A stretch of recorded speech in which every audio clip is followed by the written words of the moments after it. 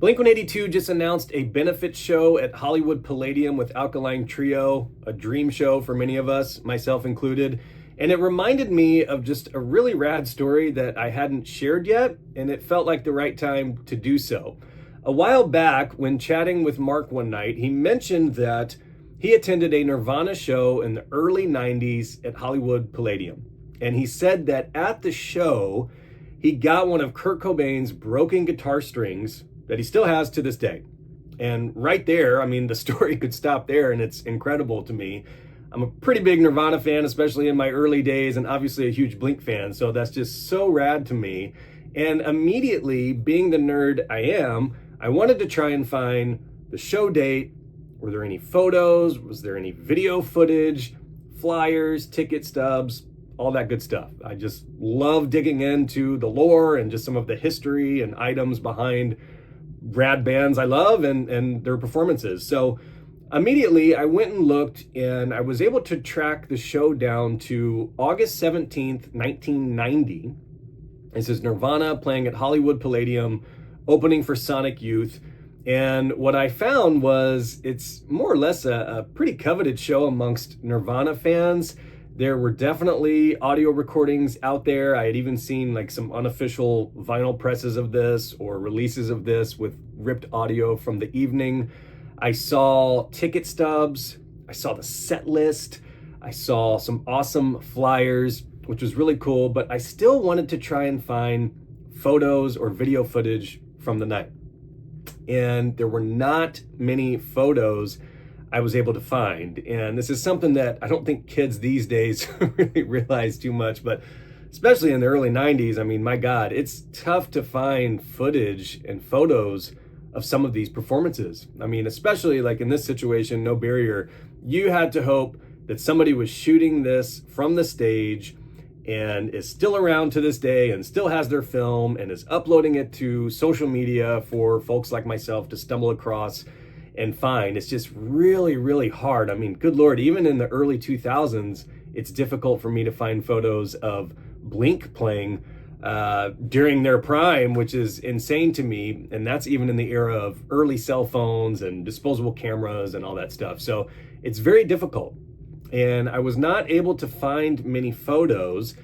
However, around the time, there was a photographer, Robbie Robinson, who had shot the show, and he had posted a couple photos from this performance. And as I was looking at it, you know, I've been at shows up front, and I am that person trying to get a guitar pick or set list, or used to be at least. And I was just thinking in the back of my mind, like, I know Mark had to be close to the front. So if there are photos from the show, there may be a chance that he's in it. And I even half jokingly said, what if I find a picture from that night and Mark is right up front, clear as day?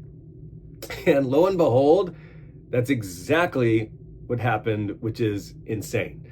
And the timing of this is just absurd. Right when I was looking this stuff up, this photo had just surfaced. The photographer had just posted it. And what I found was amongst the Nirvana community, folks were stoked just because it was a rad shot of this, I guess, iconic performance or well-known performance. And it's a rarer shot of Dale Crover on drums, which is a big deal. And as I was kind of scouring through this, you know, I find it, here it is. You can see the first few rows of the crowd. I post it, and Mark right away, he said, that's me. That's me, right up front with my friend that I used to go to a bunch of shows with. And my mind was just absolutely blown. I mean, for me as someone who, grew up a huge Nirvana fan, huge Blink fan. I mean, those two are probably the most formative bands for me and shaping who I would become and my musical taste and all of that. It's just really mind-boggling to me. And just to see Mark in the crowd, this is August 1990. He's looking up to just a rad performance, incredible artist. And 2 years later, almost to the day, Blink is formed, would go on to obviously become one of the biggest bands ever. They would play this same stage many, many times. And it really was just like a heartfelt full circle moment for me, just looking at this photo. And people would see, like, if you stumbled across this photo, you would never in a million years look through that crowd and say, oh, that's Mark Hoppus. And the fact that it surfaced like literally right around the time that we were having this conversation, and there is Mark right up front, clear as day, it's just honestly mind-boggling to me. Mark was stoked, of course. He thanked me right away. The week after that, he mentioned it on his radio show, After School Radio on Apple Music. And I thought at the time, I was sure that somebody would dig this up and it would be posted. I feel like I saw it maybe once, but I held off on posting it all this time because I had hopes that it would make it into his book. So Mark's book, Fahrenheit 182, drops in April. You can pre-order it now, Fahrenheit182.com. And I was really hoping that it would make it in there because I'm pretty sure Mark talks about this performance and just how special or formative it was to him in his early days. And I didn't want to ruin that if it was going to be posted. And in the back of my mind, I was thinking this is going to show up somewhere. And it didn't. And with the recent Palladium announcement and with Mark confirming that there just wasn't a spot for it in the book, I felt like I should share it now just because it's super, super rad. So that's kind of the story of it. It's kind of cool for me because there was a photo of myself at a Palladium show. So 2013, I went to LA and I caught Blink 10-year anniversary Untitled shows, still my favorite Blink shows to date.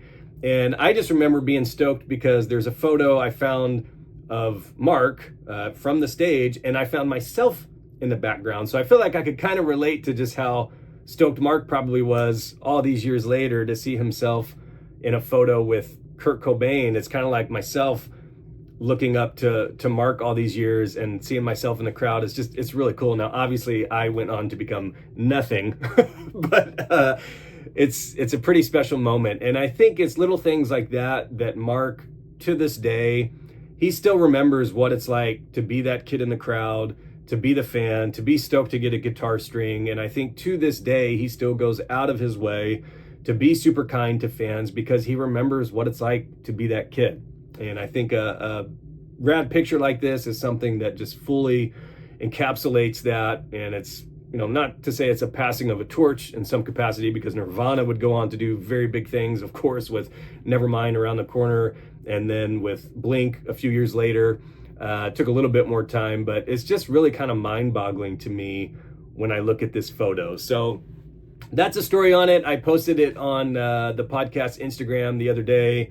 Saw tons of comments on it. I felt like it was worthy to post a video on it and just explain, I guess, the story. So hope you enjoyed it. If you have questions, comments, other photos from the show, if anything like that surfaces, obviously would love to see them. If you enjoy Blink history, subscribe to the channel, listen to the podcast wherever you listen to podcasts, and we'll talk soon. Thanks.